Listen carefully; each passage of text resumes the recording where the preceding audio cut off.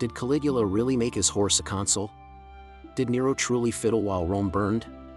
We often hear tales of Roman emperors whose reigns were marked by madness, extravagance, and cruelty.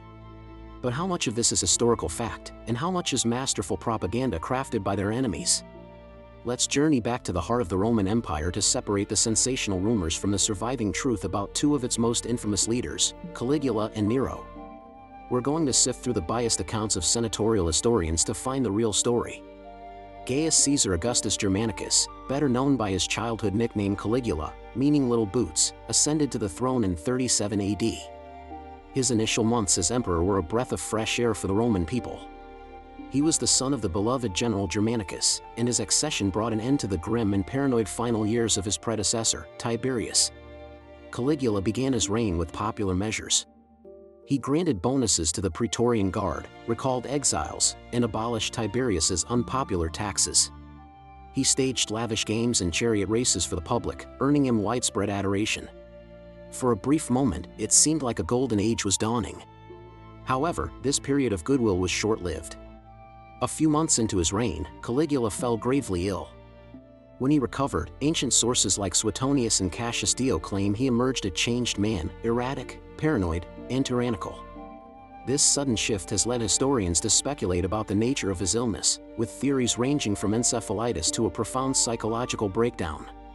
After his recovery, Caligula's behavior became increasingly despotic. He began to demand that he be worshipped as a living god, a practice common in the eastern provinces but deeply offensive to Roman sensibilities. He even had the heads of famous statues of gods replaced with his own likeness, blurring the line between emperor and deity in a way that shocked the traditional Roman aristocracy. He was also accused of having incestuous relationships with his sisters, particularly his favorite, Drusilla. He mourned her death with unprecedented public displays, even deifying her, which further fueled the scandal among the conservative elite.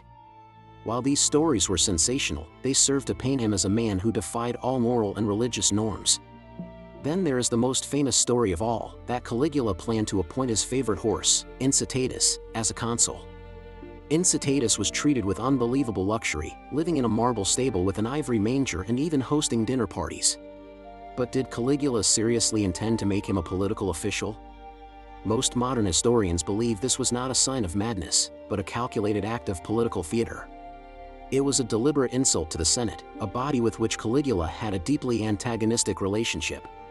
By suggesting his horse could perform the duties of a consul just as well as they could, he was mocking their perceived incompetence and diminishing their authority. It was a power play, not a delusion. Caligula's reign was also marked by financial recklessness. To fund his extravagant projects and lavish lifestyle, he resorted to confiscating the property of wealthy citizens, often through trumped-up charges of treason.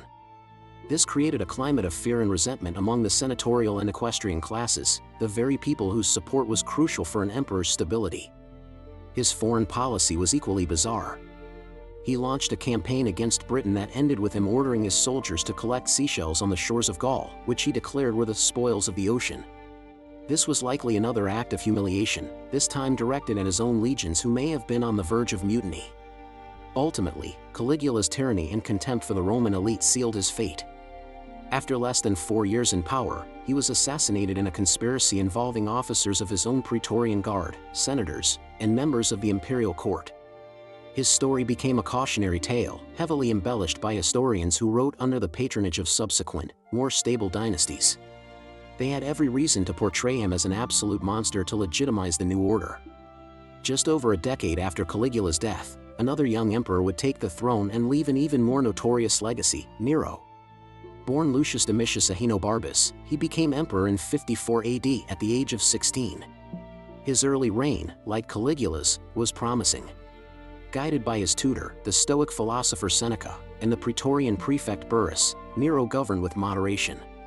This period, known as the Quinquennium Neronis, or the 5 good years of Nero, was marked by sensible administration and a cooperative relationship with the Senate. He reduced taxes and provided aid to cities that had suffered from disasters. But Nero's true passions lay not in governance, but in the arts. He saw himself as a great poet, musician, and charioteer. He longed for public acclaim for his talents, a desire that was considered deeply undignified for a Roman emperor. The ruling class believed an emperor should be a general and a statesman, not a stage performer. As Nero grew older, he grew tired of the influence of his advisors and his domineering mother, Agrippina the Younger. His relationship with Agrippina became particularly toxic. She had schemed tirelessly to place him on the throne, and she expected to rule through him. When Nero began to assert his independence, their conflict escalated. The power struggle culminated in one of history's most infamous matricides. Nero, paranoid about his mother's plotting, decided she had to be eliminated. According to the historian Tacitus, his first attempt involved a specially designed collapsible boat meant to sink and drown her. When she miraculously survived by swimming to shore, Nero sent assassins to finish the job. This act forever stained his reputation.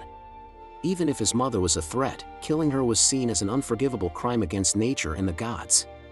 From this point on, Nero's reign descended further into tyranny. He divorced and later executed his popular wife, Octavia, and forced his old mentor, Seneca, to take his own life. The most defining event of Nero's reign was the Great Fire of Rome in 64 AD. The fire raged for over a week, destroying vast swathes of the city. The popular image is of Nero callously fiddling while Rome burned. This is almost certainly a fabrication. Firstly, the fiddle had not yet been invented. If he played any instrument, it would have been the lyre. More importantly, historical accounts, including from the generally hostile Tacitus, state that Nero was not even in Rome when the fire started. He rushed back to the city and organized relief efforts, opening his palaces to the homeless and arranging for food supply.